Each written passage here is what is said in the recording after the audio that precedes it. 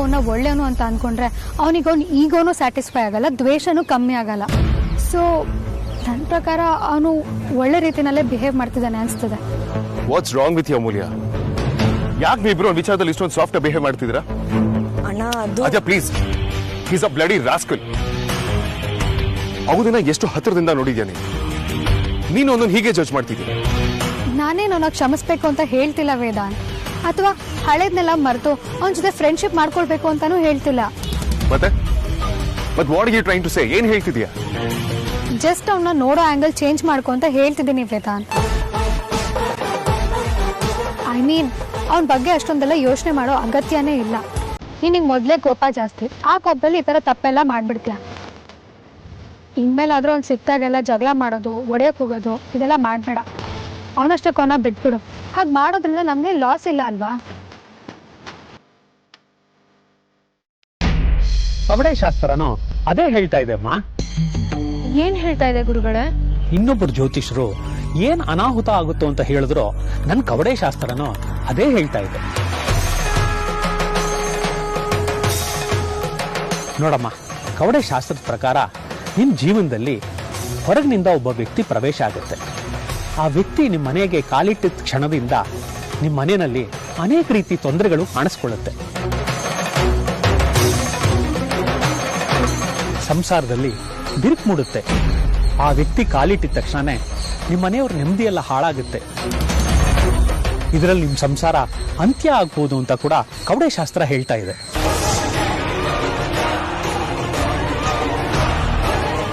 ಏನ್ ಹೇಳ್ತಾ ಇದ್ದೀರಾ ಗುರುಗಳೇ?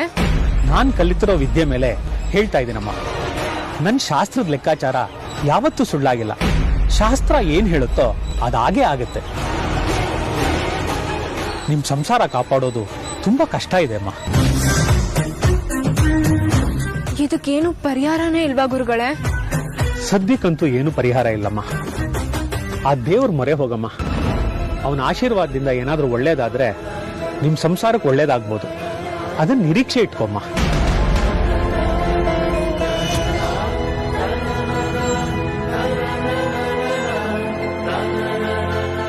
ಸದ್ಯಕ್ ಮನೆಗ್ ಬರ್ತಿರೋ ವ್ಯಕ್ತಿ ಅಂದ್ರೆ ಅದು ಅಮ್ಮನೇ. ಅಲ್ಲಿಗೆ ಅಮ್ಮನೇ ಸಮಸ್ಯೆ ಕಾರಣ ಆಗ್ಬಿಡ್ತಾಳ.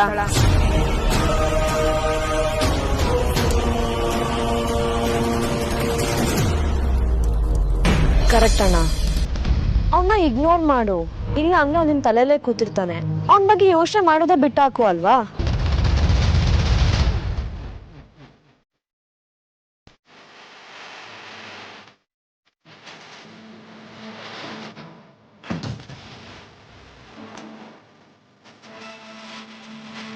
ಓಕೆ,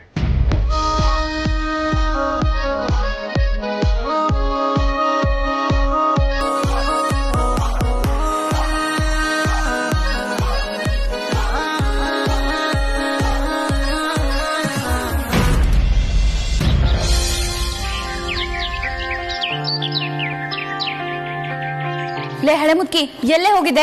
ಇಷ್ಟು ತನಕ ನಿಂಗೋಸ್ಕರ ನಾವೆಲ್ಲ ವೇಟ್ ಮಾಡ್ತಿದೀವಿ. ಎಲ್ಲಿಗೆ ಹೋಗಿದ್ದೆ ನೀನು? ಯಾಕೆ ಇಷ್ಟು ಲೇಟು? ಏನು ವಿಚಾರಣೆ ಮಾಡಕ್ ನಿಂತಿದ್ಯಾ? ನಾನು ಎಲ್ಲಿಗೆ ಹೋಗ್ತೀನಿ, ಏನ್ ಮಾಡ್ತೀನಿ ಅಂತ ನಿನಗೆ ಹೇಳ್ಬಿಟ್ಟೆ ಮಾಡ್ಬೇಕಾ? ಮೊದ್ಲೇ ನನ್ ಮೂಡ್ ಸರಿ ಇಲ್ಲ. ಸುಮ್ನೆ ಅದು ಅಂತ ಮಾತಾಡ್ತಿದ್ರೆ ಕಾಲ್ ಮುರಿದು ಕೈ ಕೊಟ್ಬಿಡ್ತೀನಿ. ಆಹಾ ಸುಪ್ನಾತಿ, ಕಾಲ್ ಮುರಿದು ಕೈ ಕೊಡೋದಕ್ಕೆ ನನ್ನನ್ನು ಸಾಕಿರೋ ಕೋಳಿ ಅನ್ಕೊಂಡಿದ್ಯಾ? ಮುರಿದ ತಕ್ಷಣ ಟಪಕ್ ಅಂತ ಮುರಿದೋಗಕ್ಕೆ? ಲೇ, ಅದೇನು ಅಂತ ಮಾತಾಡ್ತೀಯ? ಅದು ಟಪಕ್ ಅಂತ ಅಲ್ಲ, ಟಕ್ ಅಂತ. ನಿನ್ ಮಾತು ಕೇಳ್ತಿದ್ರೆ ಪ್ರಾಣ ಹೋಗಿರೋ ಪ್ರಾಣಿ ಕೂಡ ಮತ್ತೆ ಪ್ರಾಣ ಕಳ್ಕೊಂಡ್ಬಿಡುತ್ತೆ. ಹೌದೌದು, ನೀನ್ ಬಾರಿ ಅದ್ಭುತವಾಗಿ ಮಾತಾಡ್ತೀಯ. ಪ್ರಾಣ ಕಳ್ಕೊಂಡಿರೋ ಪ್ರಾಣಿನೂ ಮತ್ತೆ ಪ್ರಾಣ ಕಳ್ಕೊಂಡ್ಬಿಡುತ್ತಾ? ಯಪ್ಪ, ಅದ್ ಹೆಂಗೆ? ಅದು ಎರಡೆರಡು ಜೀವ ಇರುತ್ತೆ ಅದಕ್ಕೆ. ನೀನಂತ ಕುಂಬಳಕಾಯಿ ಇರೋ ಕಡೆ ಎರಡೆರಡು ಜೀವ ಇರೋ ಪ್ರಾಣಿ ಕೂಡ ಇರುತ್ತೆ. ನಿನ್ ಭಾಷೆ ದೇವ್ರೇ ಮೆಚ್ಬೇಕು. ನಿನ್ ಕಟ್ಕೊಂಡ್ ವೇದನ್ ಬಾಬಾ ಹೆಂಗ್ ಜೀವನ ಸಾಗಿಸ್ತಾರೇನೋ. ಸದ್ಯಕ್ಕೆ ಅವ್ರು ನಿನ್ ಭಾಷೆ ಕಲೀಲಿಲ್ಲ ಅಂದ್ರೆ ಅಷ್ಟೇ ಸಾಕು. ಏಯ್, ಬಾಯಿ ಮುಚ್ಕೊಂಡಿರೆ. ನಾನು ಮಾತಾಡೋದು ಶುದ್ಧ ಕನ್ನಡ ಭಾಷೆ. ಭಾಷೆ ಬರ್ದಿರೋರ್ಗು ನನ್ನ ಭಾಷೆ ಈಸಿಯಾಗಿ ಅರ್ಥ ಆಗುತ್ತೆ. ಅದು ನಮ್ಮ ಭಾಷೆಗಿರೋ ಗತ್ತು ಗಮ್ಮತ್ತು. ನಮ್ಮ ಕನ್ನಡ ಭಾಷೆ ತರ ಯಾವ ಭಾಷೆನೂ ಇಲ್ಲ. ಇದೇನ್ರಿ ಇದು? ಯಾವಾಗ್ಲೂ ಗಿಜಗಿಜ ಅಂತ ಕಿತ್ತಾಡ್ತಾ ಇರ್ತೀರಾ? ಸ್ವಲ್ಪ ಸುಮ್ಮನೆ ಇರಬಾರ್ದಾ? ಅಲ್ಲ ಅಮ್ಮ, ಅವಳಿಗೋಸ್ಕರ ಇಷ್ಟು ತನಕ ವೇಟ್ ಮಾಡಿದೀವಿ. ಈಗ ನೋಡೋಣ ನನ್ ಕಲ್ಲ ಹೇಳಿದಾಳೆ. ಇವಳಿಗೆ ಎಷ್ಟು ಕೊಬ್ಬಿರ್ಬೇಡ, ನಂಗಂತೂ ಸಖತ್ ಕೋಪ ಬರ್ತಿದೆ ನೋಡು. ಅದಿತಿ, ಇವಳು ಮದ್ವೆ ಮಾಡ್ಕೊಂಡು ಗಂಡನ ಮನೆಗೆ ಹೋಗ್ತಿರೋ ಹುಡುಗಿ. ಇರೋ ಅಷ್ಟು ದಿವಸ ಅವ್ರ ಜೊತೆ ಸುಖವಾಗಿ ಸಂತೋಷವಾಗಿರ್ಬೋದಲ್ವಾ? ಅಲ್ಲಿಗೆ ಹೋದ್ಮೇಲೆ ಇವಳು ಸಿಕ್ತಲೇನೆ? ಯಾಕಮ್ಮ? ಹಳೆ ಮುದ್ಕಿ ಗಂಡನ ಮನೆಗೆ ಮದ್ವೆ ಆಗೋದ್ಮೇಲೆ ಮತ್ತೆ ವಾಪಸ್ ಬರಲ್ವಾ? ನಿಜ ಆದಿತಿ, ಅವಳು ಬರ್ತಾಳೆ. ಆದರೆ ಇಲ್ಲೇ ಬಂದಿರೋಕ್ಕಾಗತ್ತಾ? ಬಂದು ಹೋಗಿ ಮಾಡ್ತಿರ್ತಾಳೆ ಅಷ್ಟೆ. ಅವಳಿಗೆ ಅವಳದೇ ಆದ ಮನೆ, ಸಂಸಾರ, ಮಕ್ಕಳು ಅಂತಾಗತ್ತೆ. ಇವಳದು ಮಾತ್ರ ಅಲ್ಲ, ಎಲ್ಲ ಹೆಣ್ಮಕ್ಳ ಕಥೆನೂ ಇದೇನೆ. ನಾಳೆ ನಿನಗೂ ಇದೇ ಆಗತ್ತೆ.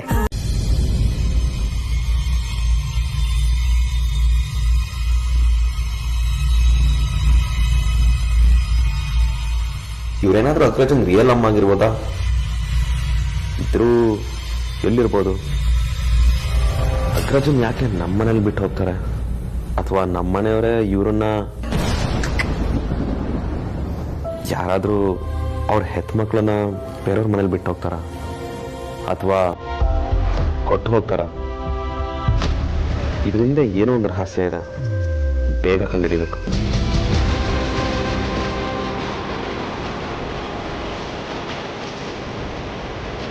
ವಿಕ್ಕಿ ಅವರ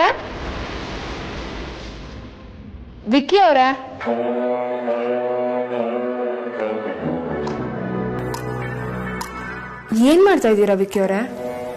3 ಹೊತ್ತು ಮೊಬೈಲಲ್ಲೇ ಇರ್ತೀರಲ್ಲ, ಇನ್ನ ನಿದ್ದೆ ಬಂದಿಲ್ವಾ ನಿಮ್ಗೆ? ಅಯ್ಯೋ ಹೆಂಡತಿ, ಅಗ್ರಜನ್ ಮದ್ವೆಗೆ ಯಾರ್ಯಾರನ್ನ ಇನ್ವೈಟ್ ಮಾಡ್ಬೇಕು ಅಂತ ಲಿಸ್ಟ್ ಮಾಡ್ತಾ ಇದ್ದೆ. ಆಮೇಲೆ ಮದ್ವೆ ಬಿಸಿಲಿ ಯಾರನ್ನಾರು ಮಿಸ್ ಮಾಡಿ ಅವ್ರ ನಮ್ಮನ್ನ ಕರೀಲೇ ಇಲ್ವಲ್ಲ ಅನ್ಕೊಂಡ್ಬಿಟ್ರೆ. ಮೊದಲೇ ಮದ್ವೆ ಬೇರೆ ಹತ್ರ ಬರ್ತಿದೆ, ಅದಕ್ಕೆ ಯಾರ್ಯಾರು ಬೇಕು ಅಂತ ಲಿಸ್ಟ್ ಅಲ್ಲಿ ನೋಟ್ ಮಾಡ್ತಿದ್ದೆ ಅಷ್ಟೇ. ನಿಮ್ ಜೀವನದಲ್ಲಿ ಹೊರಗಿನಿಂದ ಒಬ್ಬ ವ್ಯಕ್ತಿ ಪ್ರವೇಶ ಆಗುತ್ತೆ. ಆ ವ್ಯಕ್ತಿ ನಿಮ್ಮ ಮನೆಗೆ ಕಾಲಿಟ್ಟಿದ ಕ್ಷಣದಿಂದ ನಿಮ್ಮ ಮನೆಯಲ್ಲಿ ಅನೇಕ ರೀತಿ ತೊಂದರೆಗಳು ಕಾಣಿಸ್ಕೊಳ್ಳುತ್ತೆ. ಸಂಸಾರದಲ್ಲಿ ಬಿರುಕು ಮೂಡುತ್ತೆ. ಇದರಲ್ಲಿ ನಿಮ್ಮ ಸಂಸಾರ ಅಂತ್ಯ ಆಗ್ಬೋದು ಅಂತ ಕೂಡ ಕವಡೆ ಶಾಸ್ತ್ರ ಹೇಳ್ತಾ ಇದೆ.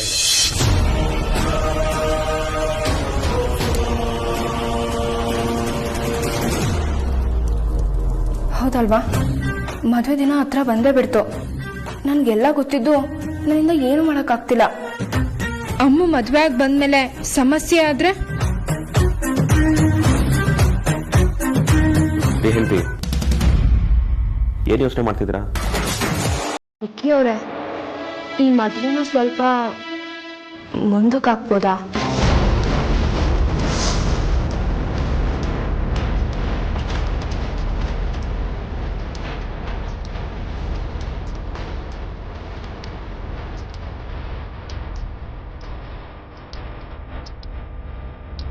ಇದರಿಂದ ನಿಮ್ಗೇನಾದ್ರೂ ಸಮಸ್ಯೆನಾ ಅಥವಾ ತಮಾಷೆ ಮಾಡ್ತಿದ್ರಾ? ಮದ್ವೆನ ಮುಂದಕ್ಕೆ ಹಾಕೋದಾ? ಚಾನ್ಸೇ ಇಲ್ಲ ಆಂಟಿ. ಹಾಗಲ್ಲ ವಿಕ್ಕಿ ಅವ್ರೆ. ಮತ್ತಿನ್ ಹೇಗೆ? ಇಲ್ಲ ವಿಕ್ಕಿ ಅವ್ರೆ, ನಾನು ಆ ಅರ್ಥದಲ್ಲಿ ಹೇಳಿಲ್ಲ. ಮದ್ವೆಗಿನ್ನೂ ಸ್ವಲ್ಪ ದಿನ ಟೈಮ್ ಇದೆ ಅಷ್ಟೇ. ಅಷ್ಟರಲ್ಲಿ ನಾವು ಎಲ್ಲ ಕೆಲಸನೂ ಮಾಡಿ ಮುಗ್ಸೋಕ್ಕಾಗಲ್ಲ. ಇನ್ನು ಶಾಪಿಂಗ್ ಬೇರೆ ಮಾಡಿಲ್ಲ. ನೀವು ನೋಡಿದ್ರೆ ಇಷ್ಟು ಬೇಗ ಗೆಸ್ಟ್ ಲಿಸ್ಟ್ ಬೇರೆ ರೆಡಿ ಮಾಡ್ತಾ ಇದ್ದೀರಾ. ಇನ್ನು ಗೆಸ್ಟ್ಗಳೆಲ್ಲ ಬರೋಕ್ಕಾಗುತ್ತೋ ಇಲ್ವೋ ಒಂದೂ ಗೊತ್ತಿಲ್ಲ. ಮದ್ವೆ ಏನು 2-3 ದಿನದಲ್ಲಿ ಮಾಡಿ ಮುಗ್ಸಕ್ಕಾಗತ್ತಾ? ಅದು ಅಲ್ಲದೆ ಹೆಂಡತಿ, ಅಗ್ರಜನ್ ಮದುವೆ ನಿಲ್ಸೋದ್ರ ಬಗ್ಗೆ ಯೋಚನೆ ಮಾಡಬೇಡಿ. ನೀವು ಈ ಮನೆ ಸೊಸೆ ಆದವರು. ನನಗೆಷ್ಟು ಈ ಮದುವೆ ಮೇಲೆ ಜವಾಬ್ದಾರಿ ಇದೆಯೋ ನಿಮಗೂ ಅಷ್ಟೇ ಇದೆ. ಮುಂದೆ ನಿಂತ್ಕೊಂಡು ಮದುವೆ ಮಾಡಿಸ್ಕೊಡ್ಬೇಕಾಗಿರೋರು ನೀವು. ಅದ್ ಬಿಟ್ಟು ನಿಲ್ಸೋದ್ರ ಬಗ್ಗೆ ಮಾತಾಡ್ತಿದ್ದೀರಲ್ಲ. ವಿಕ್ಕಿ ಅವ್ರೆ, ನನ್ನ ಮಾತಿನ ಉದ್ದೇಶ ಅದಲ್ಲ. ಅದೇನೇ ಆಗ್ಲಿ, ಐ ಡೋಂಟ್ ಕೇರ್. ಯಾರೇ ಬರ್ಲಿ, ಏನೇ ಆಗ್ಲಿ, ಫಿಕ್ಸ್ ಆಗಿರೋ ಮುಹೂರ್ತದ ಡೇಟ್ಗೆ ಅಗ್ರಜ ಮತ್ತೆ ರೌಡಿನಾದ್ನಿ ಮದುವೆ ಹಾಕ್ತಿದ್ದಾರೆ. ಈ ಮುಹೂರ್ತನ ಮತ್ತೆ ಪೋಸ್ಟ್ಪೋನ್ ಮಾಡಕ್ಕಾಗಲ್ಲ. ಒಂದ್ಸಲ ಫಿಕ್ಸ್ ಆದ್ಮೇಲೆ ಫಿಕ್ಸ್ ಅಷ್ಟೇ. ಇದೇ ಡೇಟಲ್ಲೇ ಮದುವೆ ನಡೆಯೋದು. ಶುಭ ಕಾರ್ಯದಲ್ಲಿ ಒಳ್ಳೇದಾಗ್ಲಿಲ್ಲ ಅಂದ್ರೂ ಕೆಟ್ಟದನ್ನ ಮಾತ್ರ ಬಯಸ್ಬೇಡಿ. ಈ ಮನೆಯಲ್ಲಿ ಇನ್ಮೇಲೆ ಯಾವತ್ತೂ ಅಪಶಕನ ಮಾತಾಡಬೇಡಿ. ಓಕೆ?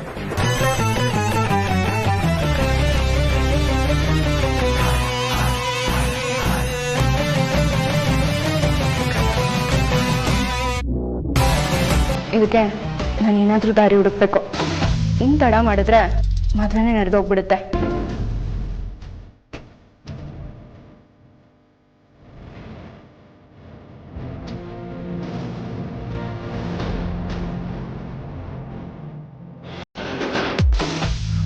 ಸಾರಿ, ಅದಕ್ಕೆ ನೋಡ್ಲಿಲ್ಲ. ಪರವಾಗಿಲ್ಲ ರಾಜನ.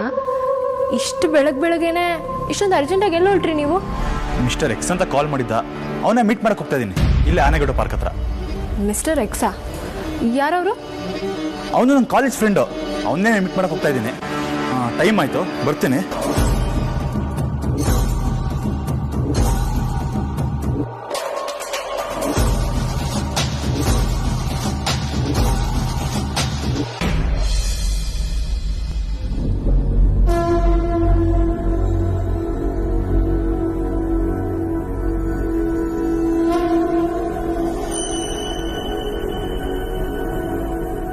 ಇಪ್ಪತ್ತು ವರ್ಷದ ಹಿಂದೆ ನಡೆದ ಘಟನೆ ಮತ್ತೆ ಆಗುತ್ತಾ?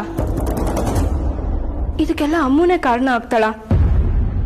ಅವ್ರು ನೋಡಿದ್ರೆ ಘಟನೆ ನಡೆದೇ ನಡೆಯುತ್ತೆ, ಅದನ್ನ ಯಾರಿಂದಾನು ತಪ್ಸಕ್ಕಾಗಲ್ಲ ಅಂತ ಹೇಳಿದ್ದಾರೆ.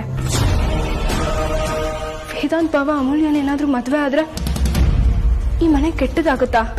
ನಾನು 2 ಮನೆಗೂ ಸೇರಿದವಳು, ನನ್ಗೆಲ್ಲಾ ವಿಷಯನೂ ಗೊತ್ತಿದ್ದು ನಾನು ಸುಮ್ಮನೆ ಇದ್ರೆ ಅದು ಖಂಡಿತವಾಗ್ಲೂ ತಪ್ಪಾಗುತ್ತೆ. ಇದಕ್ಕೆಲ್ಲ ನಾನು ಯಾವ್ದಾದ್ರು ಒಂದು ಪರಿಹಾರ ಹುಡುಕ್ಲೇಬೇಕು. ಯಾಕೋ ಅದಕ್ಕೆ ನನ್ನ ಮನಸ್ಸೇ ಒಪ್ತಾ ಇಲ್ಲ. ಅಮ್ಮನ ಹತ್ರ ಮಾತಾಡಿ ಈಗಲೇ ಮದುವೆ ಬೇಡ, ಸ್ವಲ್ಪ ದಿನ ಮುಂದಕ್ಕೆ ಹಾಕೋಣ ಅಂತ ಒಪ್ಪಿಸ್ಲಾ, ಅಥವಾ ವೇದಾಂತ್ ಬಾಬಾ ಹತ್ರ ಹೋಗಿ ಈ ಮದುವೆ ಬೇಡ ಅಂತ ಹೇಳಲಾ? ಆ ಥರ ಹೇಳಿದ್ರೆ ಅವ್ರ ಕಾರಣ ಕೇಳಲ್ವಾ? ಏನಂತ ಹೇಳಿ? ಇರೋ ಕಾರಣನೇ ಹೇಳಿದ್ರೆ ಅವ್ರು ಒಪ್ಕೋತಾರ?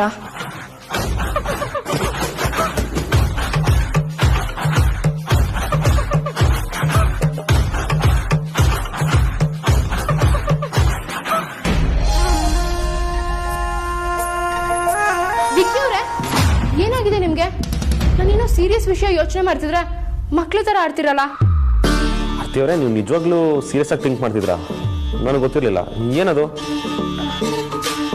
ಏನೂ ಇಲ್ಲ, ಏನೂ ಇಲ್ಲ. ಇವಾಗ ತಾನೇ ಹೇಳಿದ್ರಿ ಏನೋ ಸೀರಿಯಸ್ ಅಂತ. ಏನು ಹೇಳಿ? ಸೀರಿಯಸ್ ವಿಷಯ ಅಂತ ಹೇಳದ್ನಾ? ಇಲ್ವಲ್ಲ. ಹೆಂಡತಿ ನೀವಾಗ ಹೇಳಿದ್ನ ನಾನೇ ಕೇಳಿಸ್ಕೊಂಡಿದ್ದೀನಿ. ನನ್ನ ಹತ್ರ ಸುಳ್ಳು ಹೇಳಬೇಡಿ. ವಿಕ್ಕಿ ಅವರೇ, ಯಾವುದೋ ಯೋಚನೆನಲ್ಲಿ ಆ ಥರ ಹೇಳಿರ್ಬೋದು ಅಷ್ಟೇ. ಹೆಂಡತಿ, 2 ದಿನದಿಂದ ನಾನು ನಿಮ್ಮನ್ನ ಗಮನಿಸ್ತಾ ಇದ್ದೀನಿ. ಯಾವುದೋ ವಿಷಯನ ತಲೆಗೆ ಹಾಕೊಂಡು ತುಂಬಾ ಯೋಚನೆ ಮಾಡ್ತಾ ಇದ್ದೀರಾ. ನನ್ನ ಹತ್ರನೂ ಹೇಳ್ಕೊಳಕ್ಕಾಗಿಲ್ಲ. ಏನು ಅಂತ ಹೇಳ್ಕೊಳ್ಳಿ. ಇಲ್ಲ ವಿಕ್ಕಿ, ಆ ಥರ ಏನೂ ಇಲ್ಲ. ಆ ಥರ ಏನಾದರೂ ಇದ್ದಿದ್ರೆ ನಿಮ್ಮ ಹತ್ರ ಹೇಳ್ತಿದ್ದೆ ಅಲ್ವಾ?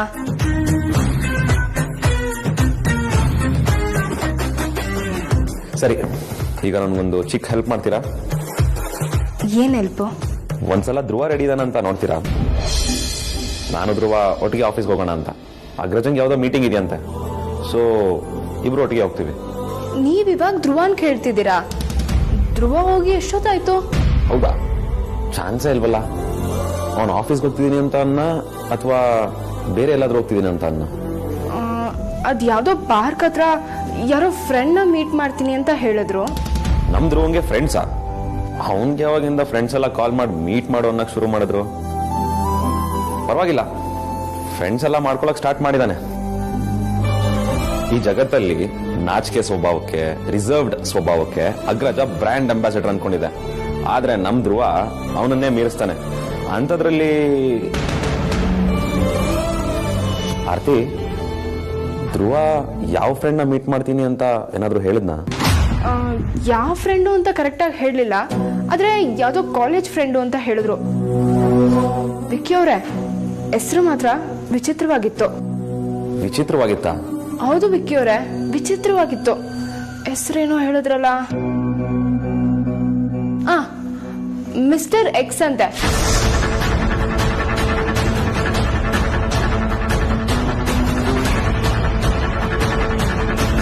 ಏನು? ಮಿಸ್ಟರ್ ಎಕ್ಸಾ?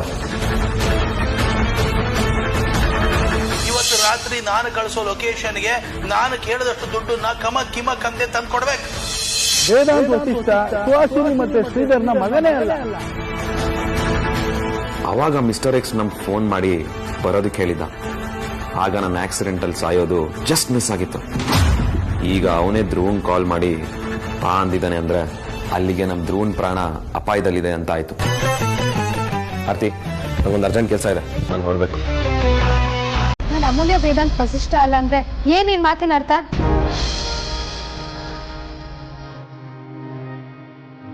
ನೋಡ್ ಬಜಾರಿ, ನೀವೀಗ ಅಮೂಲ್ಯ ಮಂಜುನಾಥ್, ಮದುವೆ ಆದ ತಕ್ಷಣ ಫಾರ್ಮಾಲಿಟಿ ಸೈಕ್ ನಿನ್ನ ನೇಮ್ನ ಚೇಂಜ್ ಮಾಡ್ಕೊಳ್ಳೋ ಅವಶ್ಯಕತೆ ಖಂಡಿತವಾಗ್ಲೂ ಇಲ್ಲ. ನೀನು ಆಗ್ಲೂ ಅಮೂಲ್ಯ ಮಂಜುನಾಥ್. ಅದ್ಯಾಕೆ ಹಾಗೆ? ಇನ್ಫ್ಯಾಕ್ಟ್ ನೆನೆ ನೈಟ್ ನಿನ್ನ ಜೊತೆ ಫೋನಲ್ಲಿ ಮಾತಾಡುವಾಗ ಇದನ್ನು ಹೇಳೋಣ ಅಂತ ಅಂದ್ಕೊಂಡೆ, ಆಗಲಿಲ್ಲ. ಈಗ ಎದುರುಗಡೆ ಸಿಕ್ಕಿದೆಯಲ್ಲ, ಹೇಳ್ತೀನಿ. ಮದುವೆ ಆದಮೇಲೆ ನಿನ್ನ ಹೆಸರನ್ನ ಚೇಂಜ್ ಮಾಡ್ಕೊಳ್ಳೋ ಅವಶ್ಯಕತೆ ಖಂಡಿತವಾಗ್ಲೂ ಇಲ್ಲ. You can still be Amulya Manjunath.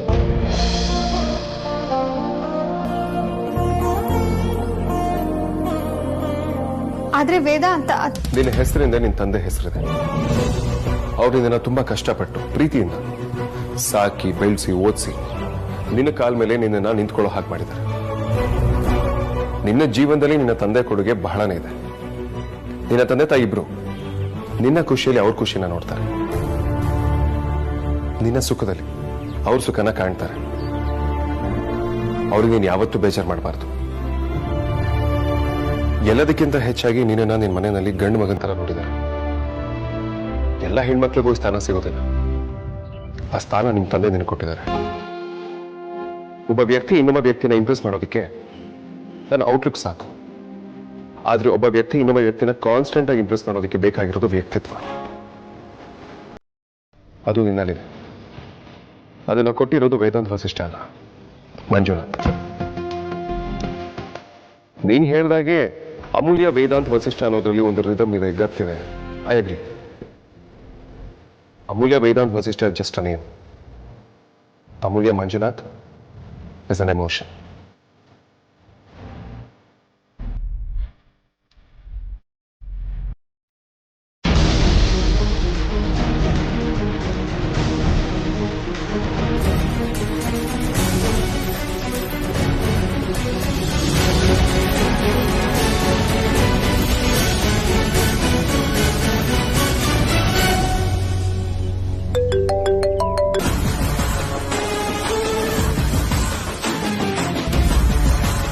Vicky shoot ಮಾಡೋ. ಧ್ರುವನಿ ಎಲ್ಲಾದ್ರೂ ಜಸ್ಟ್ ಗೆಟ್ ಡೌನ್.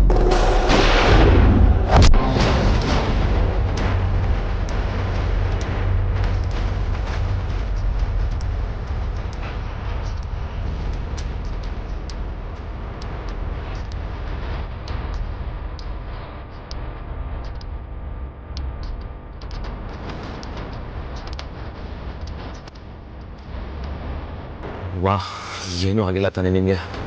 ದೇವ್ರೆ,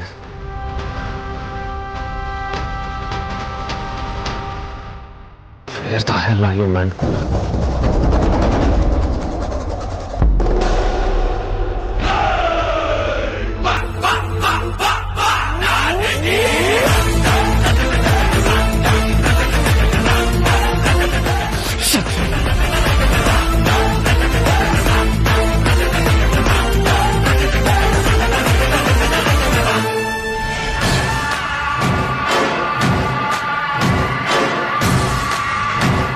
Hey, machine failed.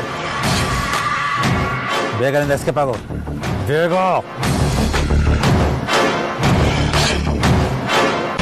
ನೀನು ಮೀಟಾಗಿ I think it's about 2.5 years ನಾವು. ಹಾಗಂತ ನಾನು ಇನ್ನ ಕಡಿಮೆ ಪ್ರೀತಿಸ್ತೀನಿ ಅಂತ ಅನ್ಕೋಬೇಡ.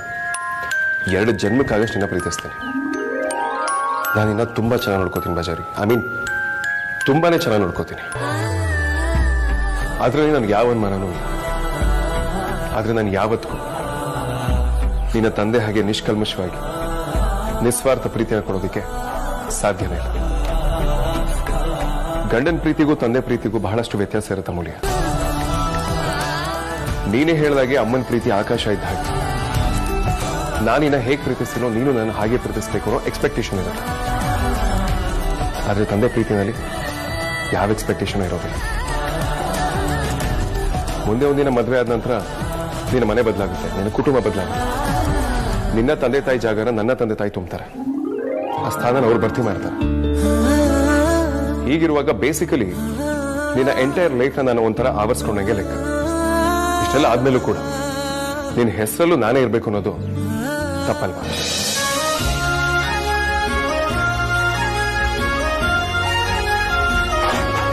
ಸಹಬ, ಯಾರ್ದತ್ತೆ?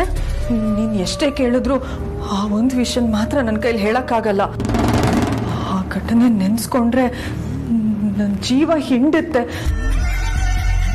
ನೀನು ನನ್ನ ಸೊಸೆ ಅಲ್ಲ, ನನ್ನ ಮಗಳು ಅಂತ ನಂಬಿಕೆ ಇಟ್ಟು ನಿನ್ನ ಹತ್ರ ನಾನು ಈ ವಿಷಯ ಹೇಳಿದ್ದೀನಿ. ಯಾವುದೇ ಕಾರಣಕ್ಕೂ ಈ ವಿಷಯ ಈ ಮನೆಯವ್ರಿಗೆ ಯಾರಿಗೂ ಗೊತ್ತಾಗಬಾರ್ದು. ನಿನ್ನ ಮಧ್ಯನೇ ಇರಬೇಕು. ಅರ್ಥ ಆಯ್ತಲ್ವಾ?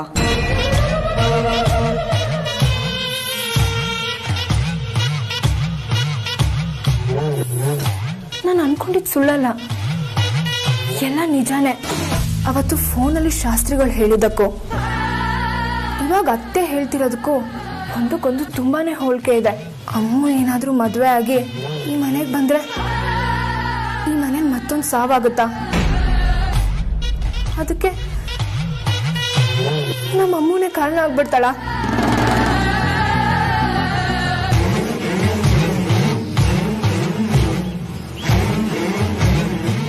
ಮತ್ತೆ ಆ ಸಾವು ವಿಕ್ಕಿದ?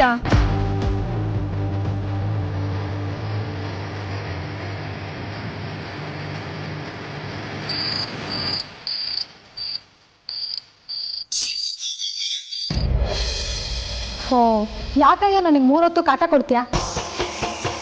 ವಾಟ್? ಮತ್ತಿನ್ನೇನು, ಸ್ವಲ್ಪ ಹೊತ್ತಿಗೆ ಮುಂಚೆ ನಿನ್ ಜೊತೆನೇ ಇದ್ದೆ ತಾನೆ? ಹೌದಾ?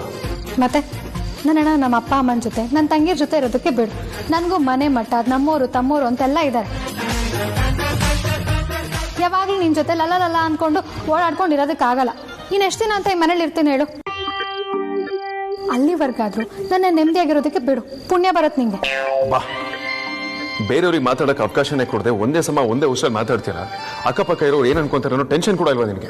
ಟೆನ್ಷನ್ ಕ್ಯೂ ಲೇನೇಕ, ಟೆನ್ಷನ್ ತೋ ದೇನೇಕ. ಮೆಂಟ್ಲು ಅನ್ಕೋತಾರಷ್ಟೇ. ನಾನಲ್ಲಯ್ಯ ಮೆಂಟ್ಲು, ನನ್ನ ಮೆಂಟ್ಲು ಅನ್ನೋರು ಮೆಂಟ್ಲು.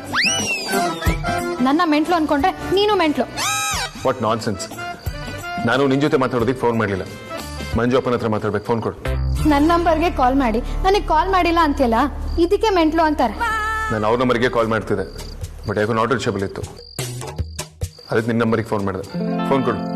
ಯಾಕೋ ನಾಟ್ ರೀಚಬಲ್ ಬಂತು ಅಂದ್ರೆ ಅದಕ್ಕೆ ತಲೆನೋವಾಗಿರ್ಬೇಕು. ಅದಕ್ಕೆ ಯಾರಿಗೂ ಸಿಗದೆ ಬಚ್ಚಿಟ್ಕೊಂಡಿದ್ದೆ ಅಂತ ಅನ್ಸುತ್ತೆ. ಲೂಸು. ಫೋನ್ಗೆ ತಲೆಯಲ್ಲಿದೆ, ತಲೆ ಸರಿ ಇಲ್ದಿರೋರೆ ಫೋನ್ಗೆ ತಲೆ ಇದೆ ಅಂತ ಹೇಳೋದು. ಮತ್ತೆ ಅವ್ರ ಫೋನ್ ಯಾಕೋ ನಾಟ್ ರೀಚಬಲ್ ಬಂತು ಅಂದ್ರೆ ಏನರ್ಥ? ಇಲ್ಲಿ ನೆಟ್ವರ್ಕ್ ಇಲ್ದೇ ಇರೋದಕ್ಕೆ ತಾನೆ ನಾಟ್ ರೀಚಬಲ್ ಅಂತ ಬರೋದು. ಸರಿ ಹೇಳು, ಏನ್ ವಿಷಯ? ಏನಿಲ್ಲ, ವೆಡ್ಡಿಂಗ್ ಕಾರ್ಡ್ಸ್ನ ಪ್ರಿಂಟ್ ಮಾಡೋದಕ್ಕೆ ನಾನು ಮಂಜು ಅಪ್ಪ ಒಂದೇ ಕಡೆ ಆರ್ಡರ್ ಕೊಟ್ಟಿದ್ದೀವಿ. ಪರವಾಗಿಲ್ವೇ? ಆಗ್ಲಿ ಮಾವ ಅಳಿಯ ಸಿಂಕ್ ಆಗ್ಬಿಟ್ಟಿದ್ದೀರಾ? ನಾವ್ ಯಾವತ್ತೂ ಸಿಂಕ್ ಆಗಿದ್ವಿ, ಆದ್ರೆ ಮಾವನ ಮಗಳೇ ಇನ್ನೂ ಕರೆಕ್ಟಾಗಿ ಸಿಂಕೇ ಆಗ್ತಿಲ್ಲ. ವೆಡ್ಡಿಂಗ್ ಕಾರ್ಡ್ಸ್ ರೆಡಿ ಇದೆ ಅಂತ ಹೇಳಿದ್ರು, ಅದನ್ನ ಮಂಜಪ್ಪನಿಗೆ ಹೇಳ್ಬಿಡು.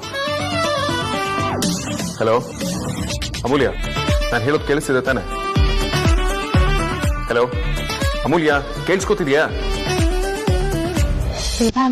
ನಾವ್ ಇಷ್ಟು ದಿನ ಮಕ್ಳ ತರ ಕಿತ್ತಾಡ್ತಿದ್ವಿ, ಇವಾಗ ಮದ್ವೆ ಆಗೋದಕ್ಕೆ ಹೊರಟಿದೀವಿ. ಇದೆಲ್ಲ ನಿಜನ ಅಂತ ನನಗೆ ಆಶ್ಚರ್ಯ ಆಗ್ತದೆ ವೇದಾಂತ್. ದಿನ ಎಲ್ಲ ಇಷ್ಟು ಬೇಗ ಬೇಗ ಹೊಡುತ್ತಲ್ಲ. ಇದು ನಿಜನಾ ಅಥವಾ ಸುಳ್ಳ ಅಂತ ನಾನು ಕನ್ಫರ್ಮ್ ಮಾಡಲ್ಲ. ಹೇಗೆ ಕನ್ಫರ್ಮ್ ಮಾಡ್ತೀಯಾ?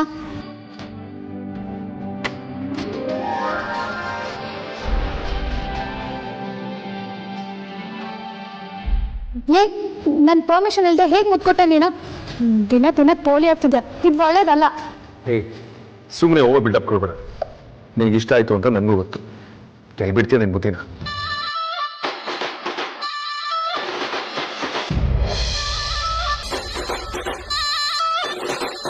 ಹಳೆ ಮುದ್ಕಿ, ಏನೇ ಯಾವಾಗ್ಲೂ ಕಾಲ್ ಸೆಂಟರ್ ಎಂಪ್ಲಾಯ್ ತರ ಫೋನಲ್ಲೇ ಇರ್ತೀಯಾ? ಇವಾಗಲೇ ಎಲ್ಲ ಮಾತಾಡಿ ಮುಗಿಸ್ಬಿಟ್ರೆ ಆಮೇಲೆ ಮದ್ವೆ ಆದ್ಮೇಲೆ ಮಾತಾಡೋದಕ್ಕೆ ಏನು ಇರಲ್ಲ. ದಾಂಪತ್ಯ ಜೀವನ ತುಂಬಾ ಬೋರ್ ಆಗ್ಬಿಡುತ್ತೆ ಅಷ್ಟೇ. ಏಯ್ ಬಾಯ್ ಮುಚ್ಚೆ, ಇವಳ 4 ಮಕ್ಳು ಎತ್ತೋರ್ ತರ ಮಾತಾಡ್ತಾಳೆ. ಬಾರ.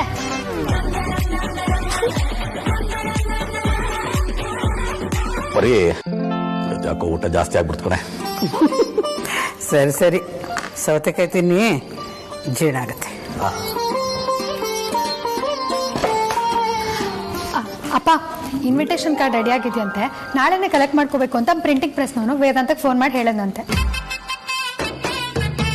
ಸರಿ, ಹಾಗಾದ್ರೆ ನೀನು ನಾಳೆ ಬಂದ್ಬಿಡು, ಒಟ್ಟಿಗೆ ಹೋಗ್ಬಿಟ್ಟು ತಗೊಂಡ್ ಬಂದ್ಬಿಡೋಣ. ಆಯ್ತಪ್ಪ. ಅಮೂಲ್ಯ, ಹಲೋ. ಸ್ವೀಟ್ ಆಗಿದ್ದಿಲ್ಲನೆ? ಸ್ವಲ್ಪ ಉಪ್ಪು ಮೆಣಸು ಹಾಕಿದ್ರೆ ಚೆನ್ನಾಗಿರೋದು. ಇನ್ನೇನು ಬೇಡವಾ? ಸ್ವಲ್ಪ ಲೈಟ್ ಆಗಿ ಕೇಳ್ತಲ್ಲ, ಸುಮ್ಮನೆ ಇರ್ರಿ. ತಗೊಳ್ಳೆ. ಬಸರಿ, ಅಯ್ಯೋ ದೇರ್. ಹಲೋ. ಅಲ್ಲ ಕಣೆ, ವಯಸ್ಸಾಗಿದೆ ಅಂತ ಉಪ್ಪು ಖಾರ ತಿನ್ನೋ ನ್ಯೂಸ್ ಕೊಡು ಅಂತೇಳಿ ನೀನು ಹಂಗಲ್ಲ ರೀ. ವಿಚಿತ್ರ ಪಾರ್ಟಿ ಫೋನಲ್ಲಿ ಮಾತಾಡ್ತಿದ್ದೀನಿ ಅಂತ ಕೂಡ ಜ್ಞಾನ ಇರೋದು.